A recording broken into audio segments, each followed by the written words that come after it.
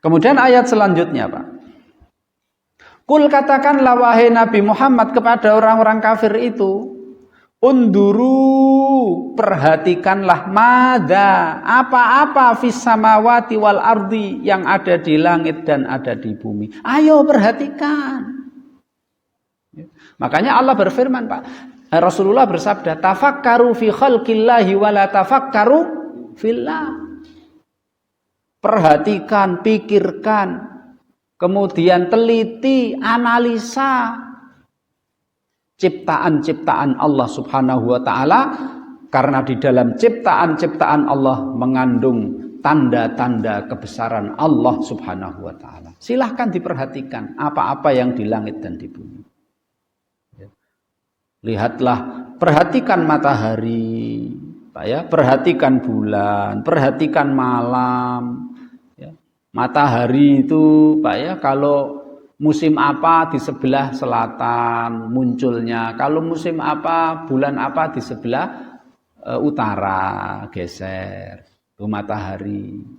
Bulan juga begitu, Pak. Tanggal muda kecil, tanggal tua kecil, terus bulan purnama sempurna, terus kurang kecil terus hilang. Perhatikan, itulah manusia, Pak. Kita itu seperti itu. Cilik, gede, ruso, habis ruso terus kurang, tuwek terus mati. Nah, itu. Masya Allah.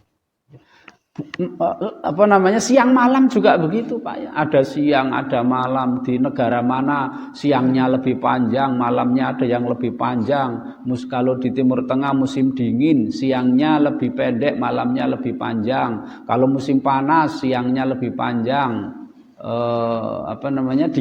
malamnya lebih pendek. Kalau kita di sini itu pas-pasan. Kalau di daerah kutub-kutub gitu ada yang 6 bulan siang, 6 bulan malam. Ada yang siang terus, nggak pernah malam-malam. Piye Pak rasanya ya? Nah, seperti itu. Itu di sana kalau dipelajari, diteliti, Pak, banyak mengandung tanda-tanda kebesaran Allah Subhanahu wa taala. Langit gitu, Pak ya, bintang gemintang. Allah Subhanahu wa taala berfirman, ya kan? Was-samaa'a banainaha bi'aidi wa inna lamusi'un wal arda farasnaha fa ni'mal mahidun. Dan langit kami Allah ciptakan buat dengan tangan kami, dan kami Allah selalu meluaskan langit. Jadi langit Pak Selot meluas, Masya Allah. Kemudian bintang-bintangnya kalau malam. Terus Allah menurunkan hujan. Tadi kita diberikan hujan, saumpama udane ganti air asin, wis Pak, petani do nangis, kan. Cabe, sayur, padi mati kabeh.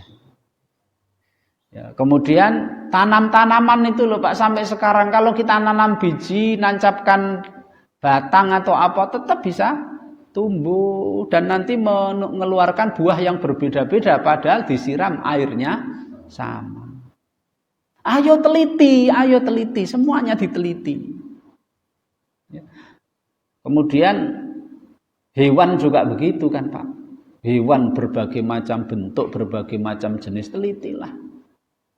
Gunung ya, ada daratan, ada lautan. Masya Allah, lautan saja sampai sekarang itu diambili orang. Ya. Intannya diambilin, kekayaan laut diambilin, ikan-ikannya diambilin, pol saiki yo rantek-entek itu Pak. Masya Allah. Ini kalau kita lakukan Pak, ya, merenungkan, mencermati, ya, memperhatikan tanda-tanda kebesaran Allah yang ada di alam semesta ini. Pertama Pak, akan muncul dalam hati kita apa? Rasa tawadhu. Rendah diri, bahkan rendah hati kepada Allah Subhanahu wa taala. Kita akan merasa hina, kita akan merasa lemah. Kita ini tidak ada apa-apanya di hadapan, jangankan di hadapan Allah, di hadapan makhluk Allah yang terbentang di alam semesta saja. Kita ini ramah apa-apa nih. Makanya sehingga dalam hati kita tidak muncul sombong, Pak. Baik sombong kepada sesama, apalagi sombong kepada Allah, tidak mau beribadah kepadanya.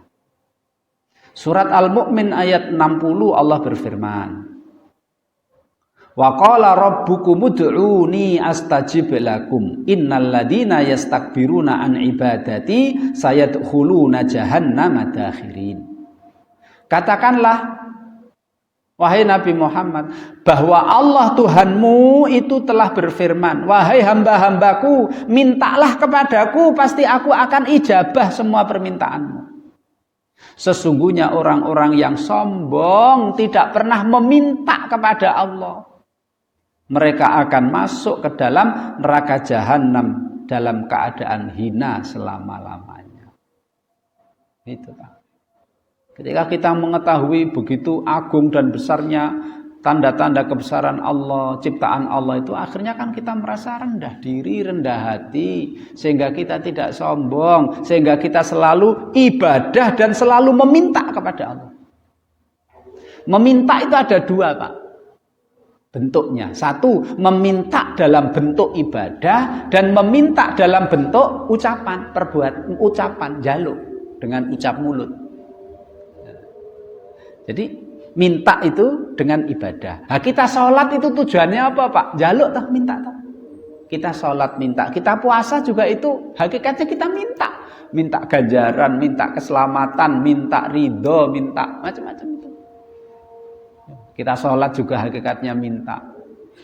Sampai uangnya dikumpulkan kemudian naik pesawat untuk ke tanah suci, niatnya apa Pak? Minta kepada Allah. Maka minta itu Pak ada dua, minta bentuknya dengan ibadah, yaitu ibadah apapun itu intinya kita minta. Yang kedua, minta dengan mulut kita, dengan doa-doa itu Pak. Rabbana atina fid dunya, tadi awal pengajian kita hafal bersama itu namanya minta tapi bentuk ibadah. Supaya tidak sombong kita ini Pak. Kemudian yang kedua Pak, kalau kita melihat ciptaan Allah yang begitu besar di alam semesta ini, kita akan terasa takut Pak kepada Allah. Delok gunung wae Pak ya, ada gunung, kemudian ada jurang, kemudian ada, kita akan merasa takut Pak kepada Allah Subhanahu wa taala. Itu maka seorang ulama namanya Bishr bin Haris Al-Hafi, beliau mengatakan, "Lau tafakkaron nasu fi 'azamatillah lama asauhu." Kalau orang itu mau berpikir, mencermati, merenungi, memperhatikan ciptaan-ciptaan Allah yang agung di alam semesta ini, lama asauhu, pasti akan membuat dia takut maksiat kepada Allah Subhanahu wa taala.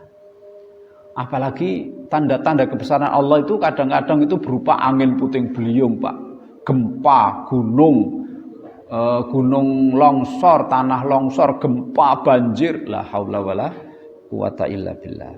Pasti akan membuat kita lebih takut kepada Allah.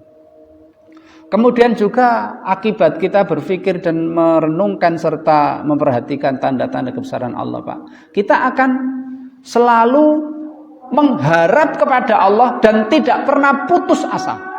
Meskipun kondisi kita dalam keadaan sulit, kita tidak akan mungkin putus asa karena melihat betapa banyak Allah Subhanahu wa taala memberikan nikmatnya kepada umat manusia. Kalau kita lihat ke langit masih ada hujan. Kita lihat ke tanah kalau ditancapkan apapun masih bisa menumbuhkan. Air, ikan ditaruh di air, ikannya masih hidup. Apalagi Pak kalau kita ini Masya Allah Pak, melihat diri kita. Makanya Pak ada orang itu, cerita zaman dulu Pak, ada orang itu datang kepada seorang ulama. Dia mengeluhkan kondisinya, tidak punya apa-apa, tidak punya kerjaan, tidak punya apa-apa. Dia berkeluh kesah. Dimarahi Pak sama ulama itu. Kamu punya apa? Enggak punya apa-apa, rumah saja enggak punya. Terus ulama itu mengatakan, sebetulnya kamu itu kaya. Sebetulnya kamu itu sugih. Matamu tak tuku oleh ora. Jalukmu piro tak tuku. Moh. Sugih toh Pak. Coba matamu dua itu saya beli. Ayo tak cungkeli, tak beli. Berapa jalukmu? Emoh katanya. Punya mata yang harganya tak ternilai harganya. Gitu. Mbok lidahmu sini tak gorenge, tak potong, tak gorenge. Jaluk piro kowe? Emoh. Berarti kamu punya lidah. Akal. Harganya berapa Pak akal itu? Enggak ada harganya akal itu, saking mahalnya diberikan kepada Allah Subhanahu wa taala kepada kita. Gitu kok masih ngeluh, gitu kok masih putus asa, la haula wala quwata illa billah. Wong ayam saja, Bu. Ayam hutan, Pak. Kalau ayam di kampung kan memang dikasih makan pilihnya siang malam atau pagi sore. Ayam di hutan, burung yang terbang-terbang itu, Pak. Burung apa iso nandur pari, ra iso, ning tetep bisa mangan pari, Pak. Apalagi hewan-hewan itu loh Pak, kalau kita lihat padang rumput di Afrika itu, singa memakan zebra, apa itu kan Masya Allah Pak itu. Mereka itu nggak punya akal, nih ya bisa mangan, bisa bertahan, apalagi kita ini. Kita akan sangat berharap kepada Allah, kita akan optimis. Makanya Pak optimis itu pesimis ya, pesimis mau ngapa-ngapa terus pesimis ya nanti kira-kira bisa nggak ya? Itu suudzon sama Allah Pak. Orang pesimis itu suudzon sama Allah, nggak boleh dosa. Ini kira-kira engkau aku iso apa ora ya? Nah itu wis suudzon sama Allah. Dan itu Rasul tidak suka seperti itu. Rasul itu sukanya apa? Optimis. Karena optimis itu husnudzon kepada Allah Subhanahu wa taala. Jadi pesimis itu suudzon dan kurang ajar, dua, kurang ajar sama Allah Subhanahu wa taala. Nah, gitu Pak ya. Kemudian selanjutnya Pak, kalau kita mau melihat alam semesta ini, Pak, kita akan nambah syukur kita kepada Allah Subhanahu wa taala. Hati ini akan tambah syukur dan lisan akan tambah dzikirnya kepada Allah Subhanahu wa taala. Apa-apa dzikir, sidik-sidik dzikir, sidik-sidik dzikir. Makanya surat Ali Imran ayat 190-92 itu kan Allah berfirman, inna fi ikhtilafil laili wan nahari inna fi khalqis samawati wal ardi wa ikhtilafil laili wan nahari la ayatil liulil albab. Kalau mau diperhatikan, kita akan menjadi ulul albab. Kita kalau menggunakan akal kita untuk mencermati alam semesta ini, Pak, kejadian apa ini di alam semesta ini, kita akan menjadi ulul albab. Kita akan cerdas, kita akan pinter, sehingga kita alladzina yadhkurunallaha qiyaman wa qu'udan wa 'ala junubihim wa yatafakkaruna fi khalqis samawati wal ard. Rabbana ma khalaqta hadza batila subhanaka faqina adzabannar. Wong lihat proses nasi yang kita makan itu Masya Allah Pak. Gabah ditebar, sapa sing numbuhkan. Terus petani nancapkan. Siapa yang numbuhkan? Siapa yang ngasih air? Kemudian sampai jadi gabah, sampai jadi beras, kemudian kita mau makan. Kalau kita ingat itu, kita akan syukur ketika kita mau makan, kita ucapkan bismillah.